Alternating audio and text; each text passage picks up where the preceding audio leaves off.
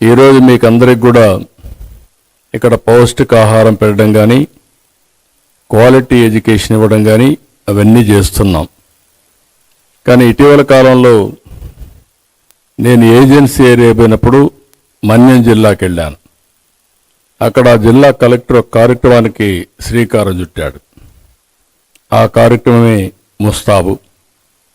ఈ కార్యక్రమంలో మీరు ఒకసారి చూస్తే చాలా సమర్థవంతంగా పిల్లలలో నాయకత్వ లక్షణాలు పెరుగుతున్నాయి. మీలో ఒక క్లీనినెస్ కానీ అవేర్నెస్ కానీ అందరం బాగుండాలని కోరుకుంటాం, అందంగా ఉండాలని కోరుకుంటాం. అవునా కాదా? అందరూ కోరుకుంటారు లేదా? మీరు అందంగా ఉంటే చూడాలని మీ తల్లిదండ్రులకు ఉంటుందా లేదా? కానీ తల సరిగా దూకోకుండా ఉండడం కరెక్ట్ అంటారా మీరు? చేతులు కడుక్కోకుండా ఉండడం కరెక్ట్ అంటారా మీరు? ఇంకో పక్క సరిగా షూ ఉంది మీకు, ఆ షూను కూడా సరిగా మెయింటైన్ చేయకుండా పోవడం, యూనిఫామ్ సరిగా మెయింటైన్ చేయకుండా పోవడం, ఎన్ని కరెక్ట్ అంటారా మీరు? అందరికీ సమాన అవకాశాలు ఇచ్చారు కదా స్కూల్లో? అందరికీ షూ ఇచ్చారు కదా, యూనిఫామ్ ఇచ్చారు కదా, బాత్రూమ్లు అదే బాత్రూమ్లు ఉన్నాయి కదా. కొంతమంది పిల్లలు చాలా శుభ్రంగా ఉంటారు, కొంతమంది పిల్లలు శుభ్రంగా ఉండరు. దానికి కారణం ఏంటమ్మా? దాంట్లో కారణం మనం ఆలోచిస్తే మీరు ఫోకస్ చేయకుండా పోవడం, శ్రద్ధ పెట్టకుండా పోవడం. ఓసారి మీలో ఒక ఆలోచన పర్వాలేదులే అనే ఆలోచన వచ్చి కొద్దిగా డ్రిఫ్ట్ అవుతారు. దానివల్ల అనేక నష్టాలు వస్తాయి. అందుకే ఈరోజు మొత్తం మన గవర్నమెంట్ స్కూల్స్లో 40 లక్షల మంది దగ్గర పిల్లలు ఉన్నారు. ప్రైవేట్ స్కూల్స్లో ఇంకొక 35 లక్షలు ఉన్నారు. 75 లక్షల మంది పిల్లలు ఇంటర్మీడియట్ వరకు చదువుకుంటారు. వాళ్ళందరికీ ముస్తాబు కార్యక్రమం తీసుకొచ్చాం. దీనివల్ల మీలో ఒక సెల్ఫ్ కాన్ఫిడెన్స్ పెరుగుతుంది, ఆత్మవిశ్వాసం పెరుగుతుంది. రెండోది నాయకత్వ లక్షణాలు వస్తాయి. ఇప్పుడు మీ స్టూడెంట్స్నే పెట్టారు, ఎవరు మీ టీచర్ సెలెక్ట్ చేస్తారు, ఎవరు బాగా ప్రిపేర్డ్గా ఉంటారో అలాంటి వాళ్ళని మీరే లీడర్స్గా పెట్టుకుంటున్నారు. మిమ్మల్ని చెక్ చేస్తున్నారు. చెక్ చేసిన తర్వాత మీరు కానీ సిద్ధంగా లేకపోతే మళ్ళా ముస్తాబు సెంటర్కి పంపిస్తున్నారు. అవునా కాదా? ఈరోజే ప్రారంభమైంది, అంతేనా? ఇంకా రేపు ఎల్లుంటికి మీకు ఒక అవగాహన వస్తుంది. ఇక్కడ మెయిన్గా గోర్లు సరిగా కట్ చేసుకోవడం, తలదూకొని రావడం, అదే మాదిరిగా భోంచేసిన తర్వాత చేతులు కడుక్కోవడం, ఎప్పటికప్పుడు ముఖం కడుక్కోవడం, ఇవన్నీ వస్తే మీకు ఒక ఫ్రెష్నెస్ వస్తుంది, చదువు మీద శ్రద్ధ వస్తుంది.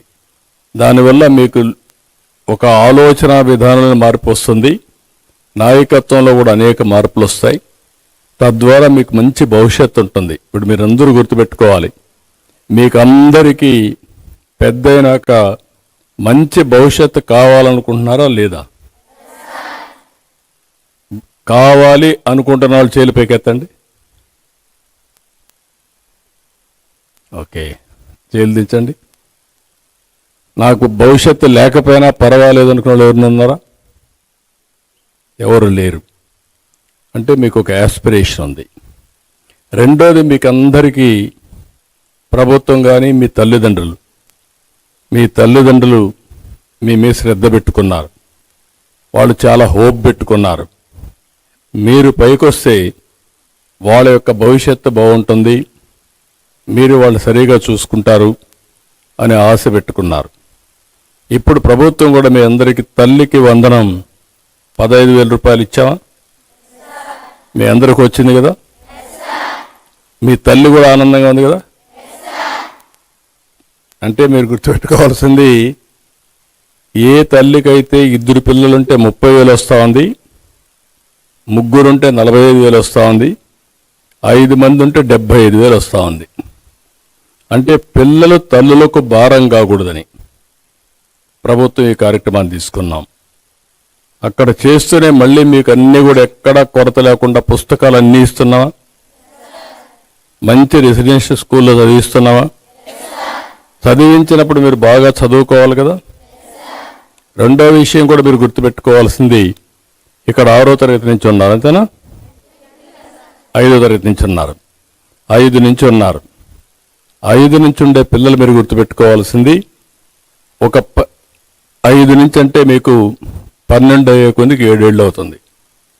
అక్కడి నుంచి ప్రొఫెషనల్ కోర్స్ అయితే ఇంకొక 4-5 ఏళ్ళు అవుతుంది. అంటే ఒక 10-12 సంవత్సరాలు మీరు కష్టపడి చదువుకుంటే మీరు ఏది కావాలంటే అది అవుతారు. మీరు ఈ విషయం గుర్తుపెట్టుకోవాలి. మీరు ఒక డాక్టర్ కావాలన్నా, ఒక ఇంజనీర్ కావాలన్నా, ఒక ఐఏఎస్ ఆఫీసర్ కావాలన్నా, ఒక పోలీస్ ఆఫీసర్ కావాలన్నా, లేకుంటే సాఫ్ట్వేర్ ఇంజనీర్ కావాలన్నా ఆ శక్తి మీకు ఉంటుంది. కానీ ఈ 12 ఏళ్ళు చాలా ముఖ్యం. నేను అందుకనే పిల్లలందరినీ రాష్ట్రానికి ఒక ఆస్తిగా చూస్తున్నా. మిమ్మల్ని నాలెడ్జ్ ఎకానమీలో బాగా చదివిస్తే పేద పిల్లలందరూ కూడా చదువుకొని పైకి వస్తారు. పేదరికంలో ఉండే మీ తల్లిదండ్రులు పేదరికం పోయి మీ వల్ల మెరుగైన జీవన ప్రమాణాలు వస్తాయి. నువ్వు మంచి డాక్టర్ అయ్యావనుకో, మీ తల్లికి తండ్రికి లాభం అవునా కదా? ఇప్పటి వరకు మీ ఇంట్లో చాలామంది మీ అమ్మా నాన్న కూలి పనులు చేసుకుని ఉన్నారు కదా, వ్యవసాయ పనులు చేసుకుని ఉన్నారు కదా. మీరందరూ మళ్ళా కూలి పని చేయాలనుకుంటున్నారా? వ్యవసాయ పనులు చేయాలనుకుంటున్నారా? వ్యవసాయం కూడా చేయాలి.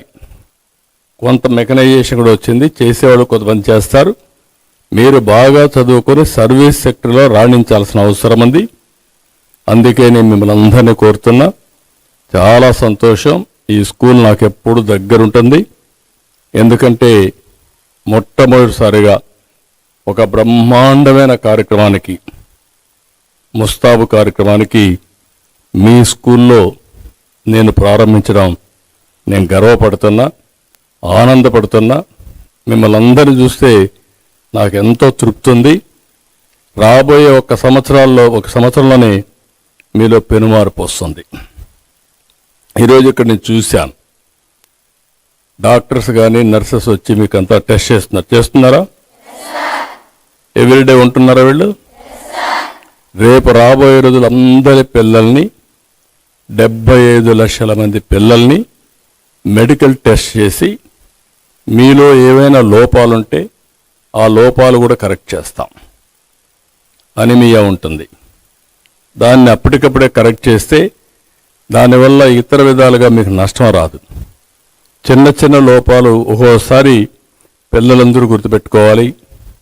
మీ తల్లిదండ్రులకు కొంతమందికి డయాబెటీస్ ఉందనుకోండి, మీకు కూడా జెనెటిక్స్ వస్తాయి. వచ్చినప్పుడు మీరు జాగ్రత్తగా కానీ ఆహారపు అలవాట్లు ప్రాక్టీస్ చేస్తే మీకు రాకుండా